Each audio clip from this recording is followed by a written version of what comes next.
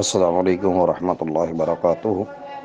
ایک مسلمان کو کرونا وائرس اور لاک ڈاؤن کے دوران اپنے شب و روز کیسے گزارنا چاہیے، اس والے سے گزارش یہ ہے، مسلمان مومن آدمی کو اللہ رب العالمین نے عمومی حالت میں بھی یہ بات سمجھائی ہے کہ انسان کی تخلیق کا مقصد اللہ کی بندگی ہے۔ یا ایھا الناس اعبدوا ربکم الذی خلقکم والذین من قبلکم لعلکم تتقون۔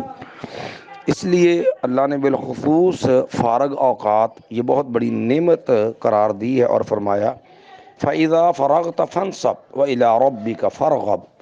جب آپ اپنے دیگر دینی مشغلے فارغ ہوں تو آپ اپنے آپ کو کھڑا کیجئے، تھکائیے اپنے آپ کو، اپنے رب کی طرف رغبت پیدا کیجئے۔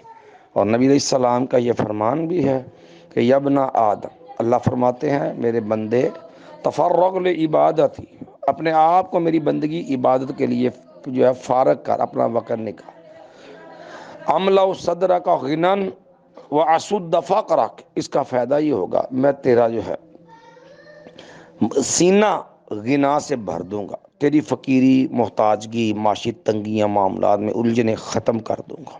وَإِلَّا، اور اگر تو نے اپنے آپ کو میری بندگی عبادت کے لیے فارغ نہ کیا، ملأت یدیک شغلا، پھر میں تیری زندگی جو ہے وہ مصروفیت سے، الجھنوں سے بھر دوں گا، اور تیری فقیری اور معاشی تنگی جو ہے وہ بھی تیری جان نہیں چھوڑے گی۔ اس لیے ان لمحات کو غنیمت سمجھنا چاہیے، وگرنہ یہ بدترین خسارہ ہوگا اگر ان لمحات کے اندر ہم نے اپنے آپ کو عبادات میں مضبوط نہ کیا۔ نوافل ہیں، تلاوت قرآن ہیں، اذکار ہیں، ترجمہ کلاسز ہیں، دیگر چیزیں ہیں جس طرح بھی ہم اس کو اچھے انداز سے کر سکتے ہیں، دین سیکھنے کے حوالے سے اپنی کاوش بہتر بنانی چاہیے، وگرنہ ہم کہیں ایسا نہ ہو کہ ان بد نصیبوں میں جائے جن کے بارے میں نبی علیہ السلام نعمتان مغبون فیہما کثیر من الناس، کہ دو نعمتیں لوگ اکثر اس کی ناقدری کی وجہ سے جو ہے وہ خسارے اور گھاٹے میں ہوتے ہیں۔ ایک تندرستی صحت ہو اور آدمی کے پاس فرصت اور فراغت کے لمحات ہوں تو اس لیے ان کی قدر کرنی چاہیے،